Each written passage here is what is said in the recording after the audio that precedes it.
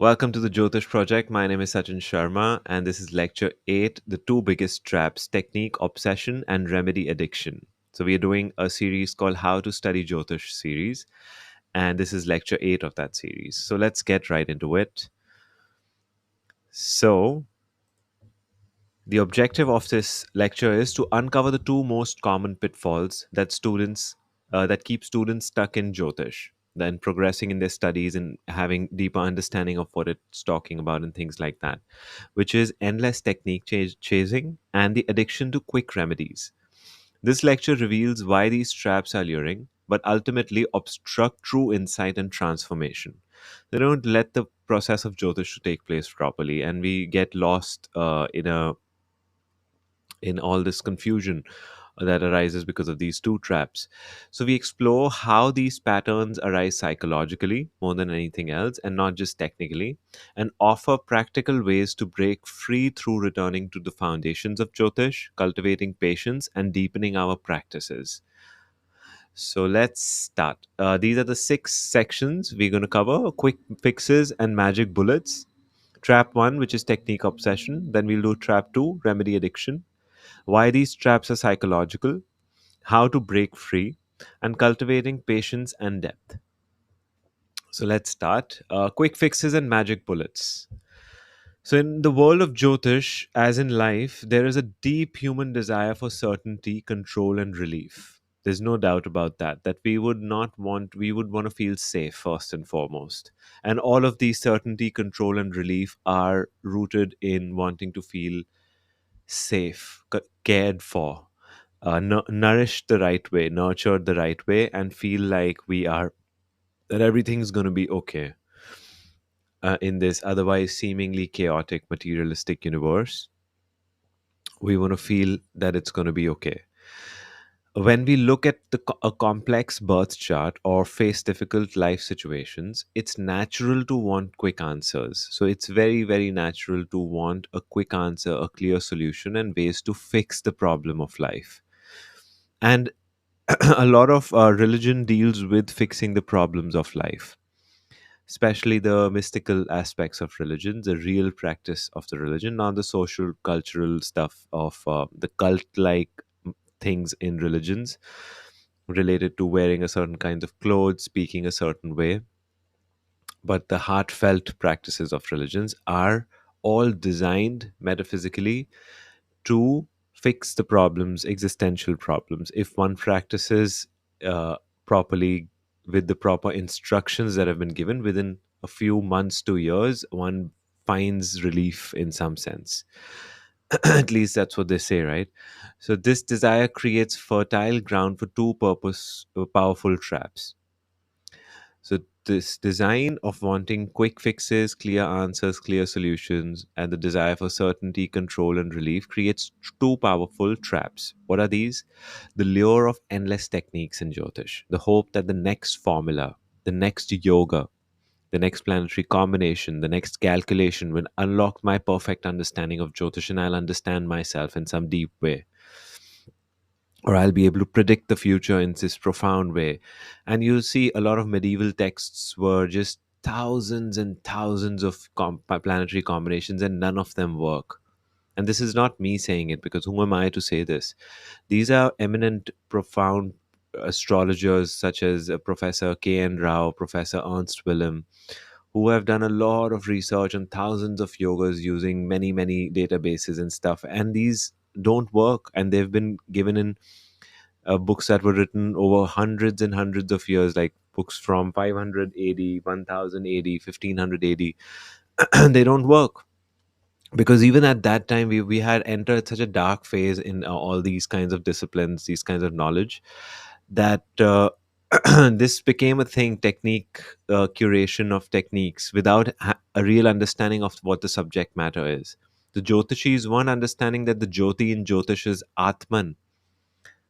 So that means the first and foremost practice for a Jyotishi is to meditate, because Jyoti is Atman, and to become a Jyotishi, that which has Jyoti, has to meditate. One has to meditate.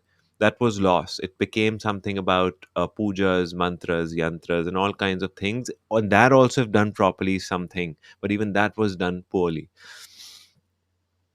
So the hope that a remedy, a puja, a mantra, a gemstone will resolve difficulties effortlessly, sparing us from the hard work of inner change. So there's another idea, because we tremble as human beings. We are very delicate, very vulnerable when we face the forces of nature,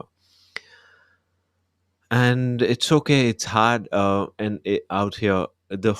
So we need hope. We need something that can ground us.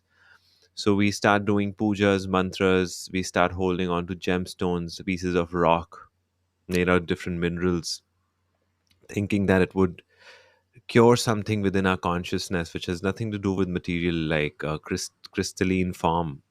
We have consciousness. So we're trying to use crystalline structures to have an effect on our consciousness, which it may or may not, but I don't believe it does. So it does not. And Jad and Chetan cannot, like, Chetanta has to be affected through meditative yogic work. That's why you don't see gemstone remedies, if they were so effective in Patanjali Yoga Sutras and things like that, because they don't work. It's a stage of it's a stage in spirituality. I went through it as well. I had many gemstones, and we sort of go through that phases. So, but both of these are traps. Remedy, wanting a remedy, wanting a technique, which is also sort of a remedy. Both traps promise relief, mastery, and power. Though both feed the ego, positionality, and identity, which will feel more safe if it fortifies itself. Both offer a way to bypass discomfort, doubt, and the slow, often messy process of transformation. So they're in both of these things are in resistance to the way reality unfolds. So they can't, while doing so, you'd want it to fix things, but it'll make you more frustrated because it's in resistance to the way reality functions. So they're seductive because they seem to promise, if only I learn this, or if only I do this, everything will be okay.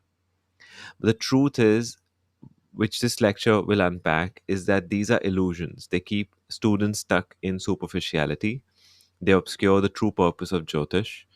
They delay the real work that brings liberation, freedom, moksha of any kind, physical, spiritual, intellectual. So that you'll see people, someone would be having a physical discomfort in their body, and instead of going to the doctor, or instead of eating a certain way, instead of working on their psychology, on their mental attitudes towards food, let's say if they're having an issue because of food, they would start doing a puja, or they would start doing certain superstitious remedies. But the remedy was an Ayurvedic one. And that's why Ayurveda, yoga, all of these are remedies to the problems that Jyotish presents us with. The prarabdh karma, the psychogenetic material that's going to torment us, that we're carrying, the inertia of the past, the things that have been done, that have been forgotten, and they're arising through the psychogenetic material, which epigenetically activate in different environments to different degrees and can be modulated epigenetically. That modulation, genetic modulation, comes from Ayurveda, yoga, Vastu, and stuff. But we've forgotten. What we think is we need to do some kind of hold a certain gemstone, put crystals everywhere, which can affect the spatial harmony, because Vastu wise it might be a good idea, but the work on the consciousness, on the psyche, the self-awareness work has to be done. So your understanding of Vastu, Ayurveda, yoga, and stuff will also deepen that way, and those are the real remedies. So there are no quick fixes. If anyone gives you a quick fix, it's not going to work. And you're going to find yourself stuck with the problem. And usually you do that thing for 6 months, and in 6 months, your Mahadasha changes, or Dasha changes, or a transit enters, and that karma is anyway finished. You suffered for those 6 months anyway, and it was going to finish after 6 months, 8 months, or a year or so anyway. But you'll create a correlation with, because I had that gemstone, that's why this thing got fixed. But you suffered the entire year. You did the karma, the avasthas, the graha avasthas took over, did their thing, tormented, and the gemstone didn't have an impact. It's just probably just some sort of psychological thing, but it's it's not something that technically works.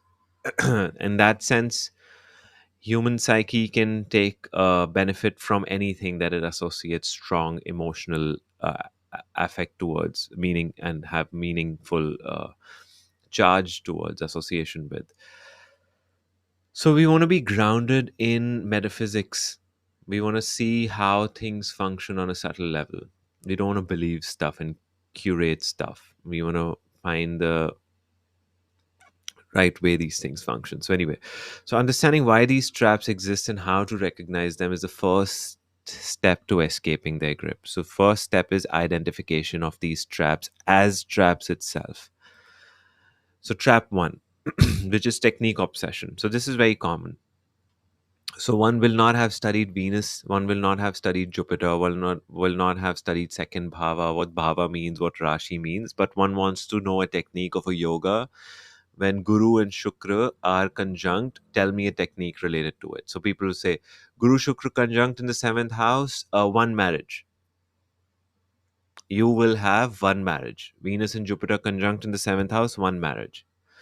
There's no logic to it. It's probably given in some book 300 years ago. Sometimes it works, sometimes it doesn't work. When it works, that client keeps coming to you, keeps feeding you. When it doesn't work, that client believes in, they'll be like, they'll still blame themselves. It's just such a mess. We first need to understand what Jupiter is, what Venus is, ground ourselves in the philosophy of Jyotish, understand everything. Where's the seventh lord, how things are happening. We have to understand so many things before we can come to a conclusion. And sometimes there would not be a conclusion. You have to be like, maybe this is how it plays out for you. So technique obsession is bad. Technique scavenging, watching YouTube videos and trying to like extract certain words and trying to piece together the formula of Jyotish is the worst way to learn Jyotish. I did it. I wasted a lot of time, and that was probably the only available free resources. Invest a little bit of your money, your time, your energy into this, and do it properly. Otherwise, it'll just confuse you so much more. So, technique obsession is one of the most common and insidious pitfalls for students of Jyotish. It looks like this: constantly chasing new yogas, dashas, and combinations, learning rules without knowing why they matter, understanding like something about debilitation, exaltation, all kinds of rules would be said, but one doesn't understand what debilitation does, what are Deeptadi avasthas, what Kal and Bhita, the graha avasthas that a debilitated graha feels, and to have the capacity to observe these things fully, objectively in transit. It has to be instilled by the teacher in some sense. So, memorizing lists of doshas and their remedies without grasping underlying dynamics, jumping from one method to another, hoping something will click, doing KP astrology, doing this astrology, then Gemini astrology. One of my teachers, old teachers, was like, oh, Gemini astrology, I can teach you in 3 days. If you know Parashara astrology, which I'll teach all of it to you in 6 months, Gemini will just take 3 days. And Gemini is probably takes much longer than Parashara Jyotish. It's far more nuanced also. Different also. It has different objectives in some sense. So why this feeling smart and accomplished by collecting technical details, by lacking clarity when reading charts, not having trained your counseling capacities. So why this is a trap? Because technique without context meaning philosophy, is empty. Jyotish is not just a set of formulae, it's a living system of perception and transformation. So when students focus on technique alone, they what happens is miss the deeper principles that gives techniques meaning in the first place. Reduce Jyotish to a mechanical art, losing the darshana, the vision, become attached to complexity rather than clarity, experience frustration, overwhelm, and paralysis by analysis. So, technique obsession is often a form of intellectual avoidance, a way to feel busy and productive without facing the harder work of self inquiry. The self reflective work has to be done through Jyotish. The Jyotishi should be very much in awareness of their own proclivities, not just things that will happen. Now, Mars is in the third house, this will happen. Oh, I love to work out, I love to exercise at the gym. But have you ever noticed, for a Mars and third house person to ask themselves, they need to ask themselves that sometimes while communicating, you're a bit abrupt, a bit aggressive. It might be hurtful for others. Have you ever reflected, like, oh, no, no, no, people are just too sensitive? So you see, like, there's a lot of self awareness work that needs to happen before one can call themselves a little bit of a Jyotishi, even. So true mastery arises only when technique is grounded in theoretical understanding and transformational insight. Otherwise, it's like learning the rules of chess without ever playing a real game, right? So we want to, who would want to learn the rules of chess without ever playing the game itself? It doesn't make any sense. So true mastery arises only when technique is grounded in theoretical understanding and transformational insight, which is a proper philosophical discussion and working layer by layer, what we discussed in the previous lecture, the lecture before that, what to study first and why, which is lecture 6, I think. So, trap 2 is remedy addiction. So, one of the biggest things in which is very popular in Jyotish is upay, right? And even in Buddhism, there are upayas, and the Buddhist upayas are all psycho physical. They're very profound. The Jyotish upayas are usually come from texts like Lal Kitab, which is horrible, one of the most horrible texts one can study as a student of Jyotish. If you're into it, Lal Kitab, and you find resonance and you believe in it really deeply, then yeah, there's a lot of other kind of discussions that need to happen before the discussion that we're having right now.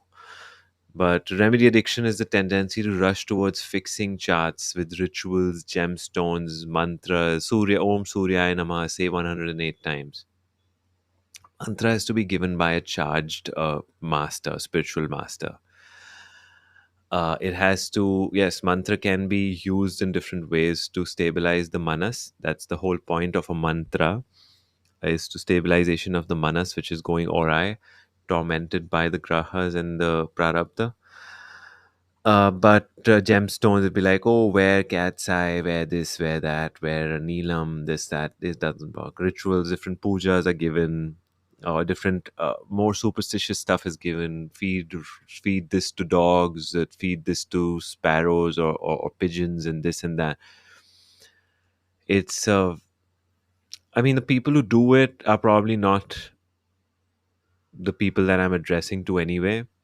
But remedy addiction can, in for us on our own level, here remedies could also be things like mantra is usually something which is common in how we probably see it, and it doesn't work. It doesn't work. A lot of work is like you need to go exercise probably, or need to have a do therapy. You need some sort of psychoanalytic work more than even psychotherapeutic work. You need to understand the ways of the psyche and analysis of the structure of your psyche, and self-reflect a little bit and learn how to be better a person, gentler, kinder, or forgiving towards yourself, even if the torment is towards yourself from others, often before truly understanding the underlying psychophysical pattern. So it looks like clinging to quick fixes instead of engaging with deep self work, believing that external remedies can bypass personal responsibility, using remedies as magical shields rather than the tools for transformation that they are,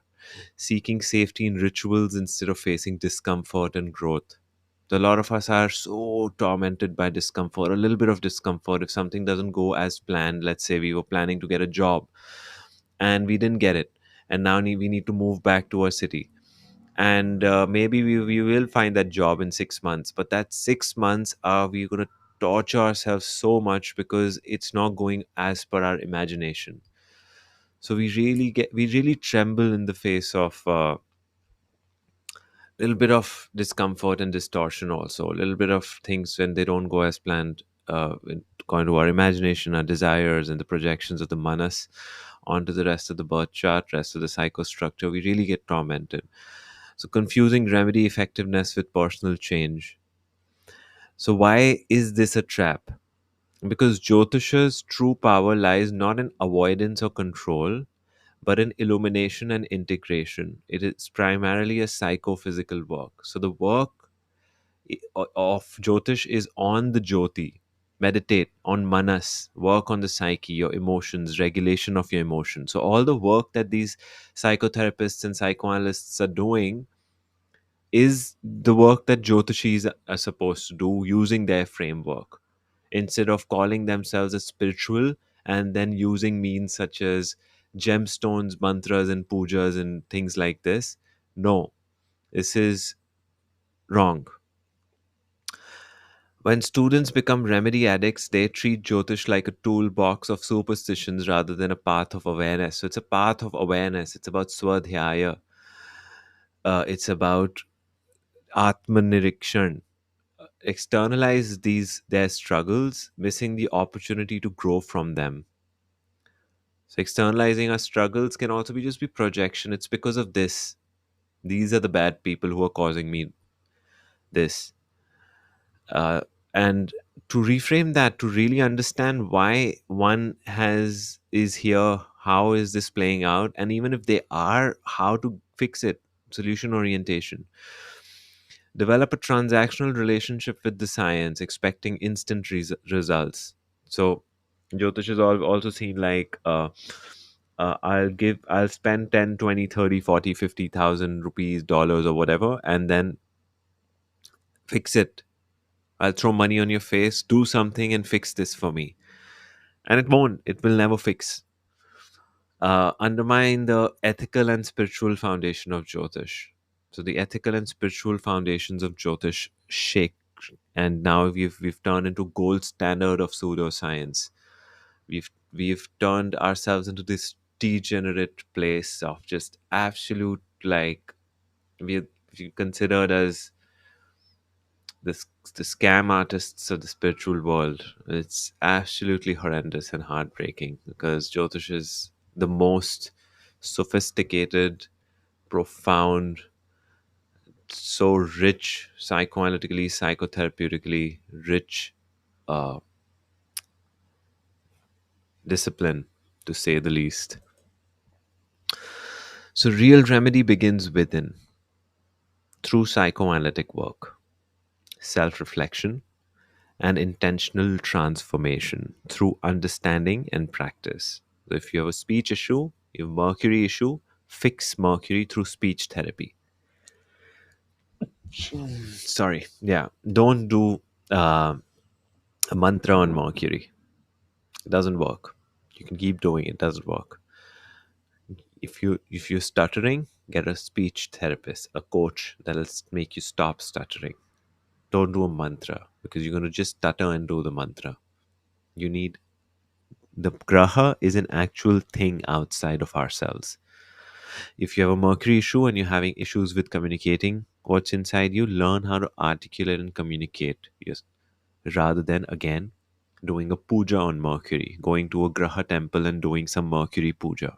No, to learn how to articulate properly. Vani, fixing your vani, fixing the internal dialogue, internal narrative, and voices in your psyche. So, remedies can support this process, but only as complements, never substitutes. And remedies could be even sound healing, sound therapy, right? But after sound therapy, if you think you're healed, no. You, if someone agitates, once the sound goes away, you're back with yourself. You're back with the problem of the self. And at some point, if you keep doing sound therapy, your system builds tolerance towards it. It'll stop affecting you. It probably even get annoying for you. So if you do a sound bath, you also need to ground yourself after regulating your nervous system. Now you can do the inner work that is required. With that regulated nervous system, you'll be able to go more far ahead into your thing. The stronger the nervous system, the more it can handle. So true healing requires patience, presence, and courage, not shortcuts. For there are none. There are no shortcuts. So that idea is to there's no quick shortcut. Right guidance can make the process faster, probably, and determination and discipline can probably make things faster. Like instead of 20 years, it would take like 5 years to work something out. But there's no shortcut in the sense of, oh, I'll just fix it Let me do something and it just fixes it right now. So, why these traps are psychological? At first glance, technique, obsession, and remedy addiction might seem like purely technical problems, but they are really psychological patterns. And they arise from what? Fear of uncertainty, the desire to know exactly what will happen to control the future and avoid discomfort, the sensitivity to some kind of pain, sensitivity to some kind of not just pain, but also uh, really trembling. The whole psychophysically, the person is trembling in the face of what would happen. So, phobic, being phobic, which probably is again grounded in some sort of pain and avoidance. So that's why the a lot of the suggestions, the remedies that were made by the masters, and even now the spiritual masters, even Maharishi Gautama, as I call him, were about don't have aversion towards pain and an attraction towards pleasure and ideas like this. So they're trying to regulate the system and trying to find a balanced space, because the natural condition, the natural human condition, the natural conditions of suffering and pleasure and pain and everything on earth are changeless. They've been the same. Uh, Throughout time, 100 years ago, 1,000 years ago, 5,000 years ago, whether there was technologies that we have now or no, or this and that, it was always the psycho metaphysical stuff has remained the same. That's why Jyotish is timeless, sort of profound in that sense. Avoidance of responsibility. So, seeking external fixes to bypass the hard inner work of self reflection and change. And a lot of that change is just speaking. If someone triggers you that much, reflecting on that, working with someone on how to regulate that trigger, where it comes from, distance oneself from that individual when one is triggered, and re engage when one is more balanced. This is the real work. This is the work that is required. It's a qualitative psychophysical psychosomatic emotional work, and intellectual work, and it's a lot to do with understanding, having the right understanding. It's not just emotional work. It's about a lot about understanding. A lot of psychotherapeutic work these days is focused on emotions, regulation emotions, and making the person feel good. It's a lot about having the right understanding. So feeling good and feeling bad also becomes irrelevant once you have the right understanding. Attachment to identity, using knowledge and remedies to bolster self-image, social status, rather than to deepen understanding. So a lot of us are trying to get the right technique, predict 2030 India and China are going to do this, 2035 this is going to happen, 2 by 2040. It's all to you have to understand the game. And as students of Jyotish, we have to understand that okay, that's valid. Play that game, but that's not what I'm here for. And it's about running that business profitably. Uh, I don't know what other there are obviously more complex reasons. So social status gives you more power. You get invited to all these places. So we don't want that. We want to keep it raw and real. That's how I teach. That's what my teachers have taught me. Resistance to vulnerability, preferring the safety of rules and rituals to the risk of facing one's shadows and unconscious dynamics. So this happens a lot of the times. A lot of times it's just projection. Something will be happening because of something else. It'll be like, oh, because Saturn is here, that's why this is happening. And they've studied Jyotish haphazardly. And no, it's not happening because of Saturn. And they'll be like, oh, I'm a number 8 person. And number 8 is Rahu's number. So much misunderstanding is there. So much wrong knowledge has been absorbed and believed as facts. It's mind blowing. But also resistance to vulnerability. Not on a tangent there, but preferring the safety of rules and rituals to the risk of facing one's shadows and unconscious dynamics. So strengthening that part, coming into terms. So psychoanalytic work is Jyotish. That's what Jyotish is about. Jyoti, illuminating the unconscious, coming to terms, becoming a better human being, doing yoga, fixing the problem of existence through some sort of liberation. So these are not failures of intellect or willpower. They are natural human reactions to the unknown, to the unconscious, and to suffering. Recognizing this is key because it means that breaking free from these traps requires more than better techniques or formulae. So it requires what? It requires self awareness, noticing when you're stuck in these patterns, any kind of addictive tendency, any kind of pattern, anger pattern, greed pattern, lust pattern, any pattern. Patience, allowing the discomfort of not knowing. Knowing just enough. Jyotish will give you just enough light. Would be like, tell me the day and time when I'll find the job. Doesn't work that way. It'll never work that way. If someone tells you, they'll fail and you'll be like, oh, probably. And then you'll keep believing and you keep going back to that astrologer who is giving you failed predictions. And it's part of our vulnerability, gullibility as human beings. We need something to make us feel regulated and safe in this chaosmos, which is not a chaosmos actually. It's it's the opposite of that, if anything. Humility, accepting that transformation is slow and non-linear. Commitment, choosing growth over comfort, truth over ease. So choosing growth over comfort. Comfort, we all know this is cliched. We all know this. Jyotish offers the awareness of one's psychostructures and all of its unconscious patterns to support this. So Jyotish just gives us this is your circuit board. This is how your circuit is running.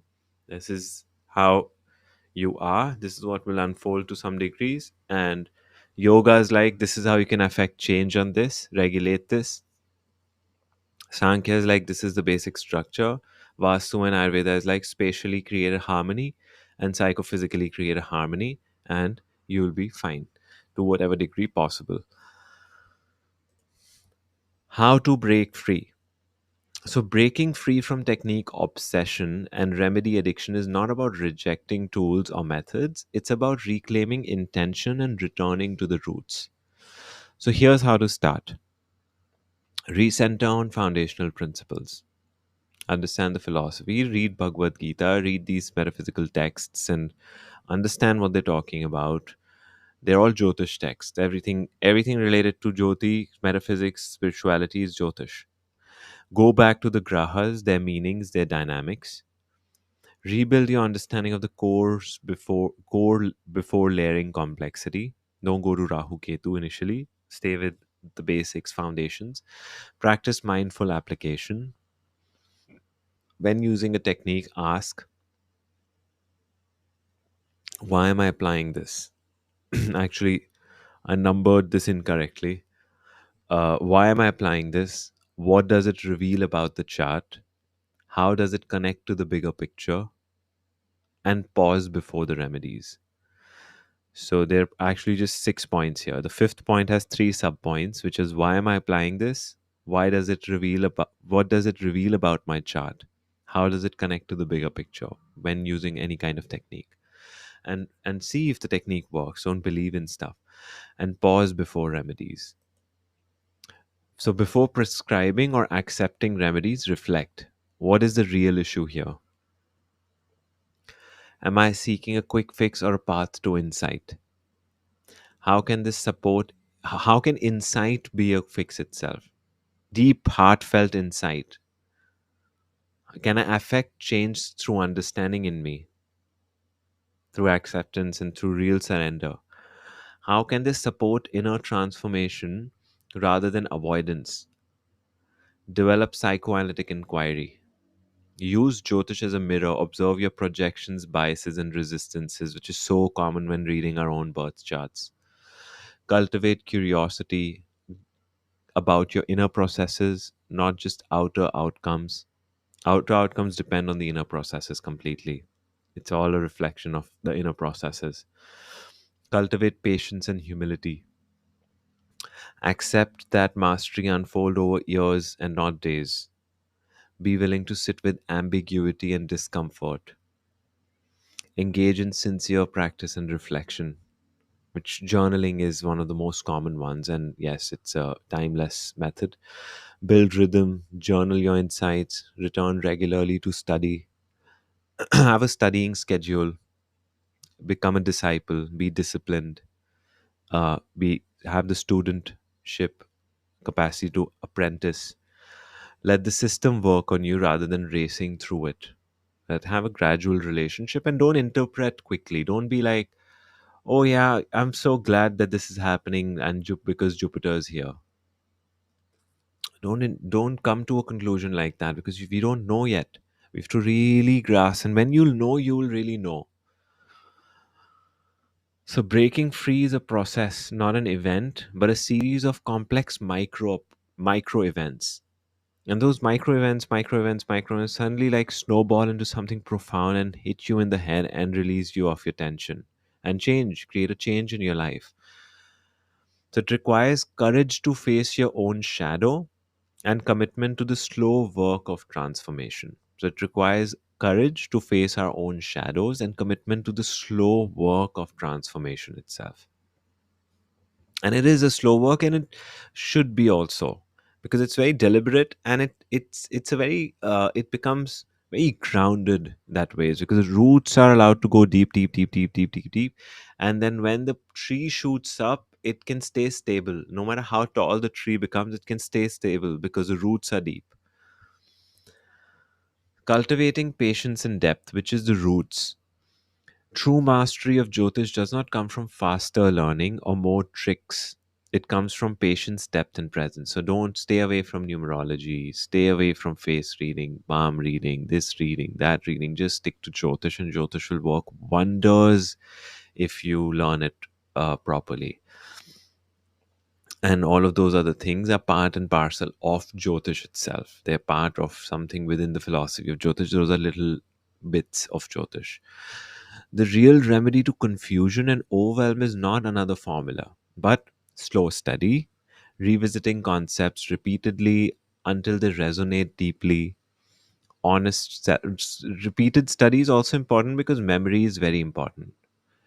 Remembering ideas is important. That's how the connections are made.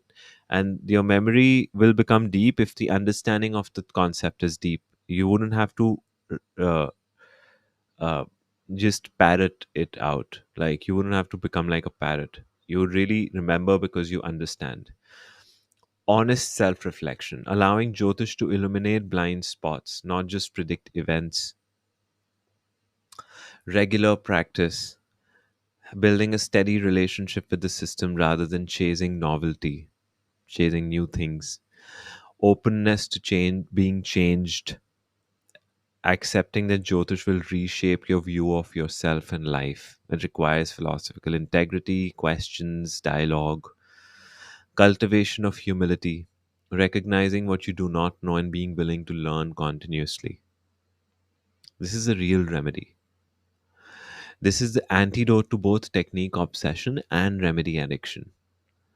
It's the invitation to become a true student, taking the path of Jyotish, not a collector of methods or consumer of quick fixes, but a seeker of clarity, integrity, and transformation. Remember, Jyotish is a darshan, a vision, not just the method. It asks for commitment, patience, and depth.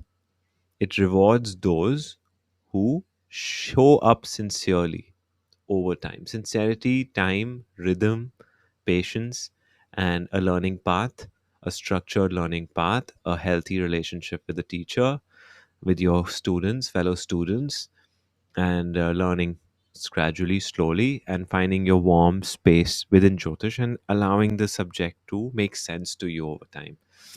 And it's really profound, very rewarding, and it's beautiful. Absolutely love my personal relationship with Jyotish at this point. I've had my struggles, but at this point, it's nice. It's a good relationship I have with Jyotish, I believe. So thank you so much. If you're still here, still listening, you're a sincere uh, student, I believe. Thank you so much, from one fellow student to another fellow student. And I hope you found this lecture valuable and insightful. And tell me your things that you believe are some of the biggest traps you've faced in Jyotish. These are just two, probably, according to me.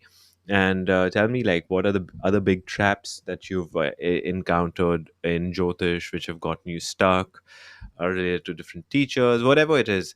And comment below, share so that others can read and resonate and learn from each other, like little nodes connecting to each other and building knowledge and understanding with each other. So, thank you so much, and I will see you in the next lecture.